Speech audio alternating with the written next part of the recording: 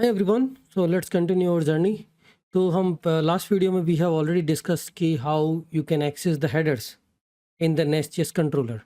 So in couple of these videos we are talking about how to access data which is being passed in body or headers or query parameter, path parameter, how we are accessing that in the controller जो method define कर रहे हैं using like @header, @query, @body, @path, @params. So on the same line, like you can also mix up, like I'm accessing headers and I am also accessing query. So this is what we were talking about.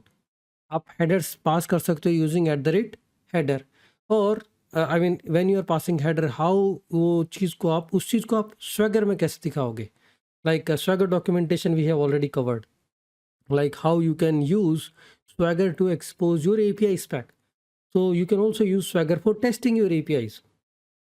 तो अगर मुझे let's say my API is expecting some particular header, so how can I show this in the Swagger? So I can use this API header tag provided by Swagger and I can just use that. Or for the query parameter, you already know @query, you can specify a particular attribute or you can pass the DTO. Like if we are just creating this particular API, here we are passing the query parameters. Query parameter जो आप पास करते हो question mark name equal to key value pair. These all are query parameter. Path parameter like user ID. So this is the path parameter. This is query parameter. So how to access? इनको access करने का तरीका भी अलग-अलग है using @query, using @params. So here I'm accessing both the things and I'm trying to print. So this is how you can expose the header using X API origin. So जो API header property है Swagger के using that tag you can actually expose that particular header in your Swagger. So from Swagger also you can pass that HTTP header. So here you can see we are passing the header and the value.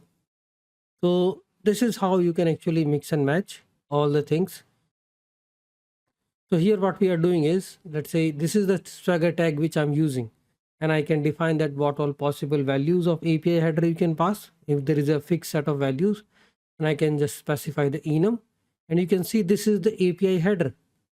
तो I just defined it at a controller level. इसका मतलब है कि जो भी controller के अंदर जो भी मेथड है HTTP get put post delete all the methods will be passing this header. अब आपका हेडर कुछ भी हो सकता है based on your requirement and all these things. So now we can also see how you can pass query parameters. Like here I'm passing app.dev and this is the name and rating are the query parameters.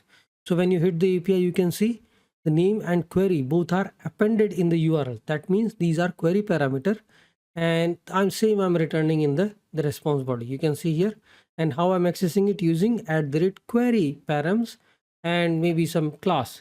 I mean, when we want to do the validation, then you can create a DTO class and you can use a class validator and class transformer to validate this object. ये इनको important है, but not every time you want to validate. So just create a class or interface that okay this contains two different properties. और अगर आपको एक particular property access करनी है like line 39 latest movies, you can also specify a query parameter for individual property. Like name के लिए query in the bracket I'm just specifying name. This is will give me the name query parameter. Rating, this will give me the rating parameter. Or you can create this interface or DTO class and you can get all these inside this object. Right, this is also the way using just specifying the name, and this is also the way where you are just specifying key value pair. So all the query parameters will be in the params. So here you can see I'm passing all these parameters. So album query parameter, currently it's an interface, so it's not exposed in the Swagger. So मैं already ये Swagger पे हम discuss कर चुके हैं कि like what all different annotations you can use so that आपका जो request body है या query parameter है, path parameter है, उस Swagger में भी दिखने लग जाए. So it's very easy कि भाई okay this is how I need to hit the API. So I will just specify the name. What I want is these query parameters needs to be available. So export class, first of all this would need to be class and you can just specify these two parameters and then use this in your query params like name and size. And here I'm using just a params. So param will be an object which will give you which will give us the title and the size, and the same we are returning. So you can see when you hit this we are getting the title and the size.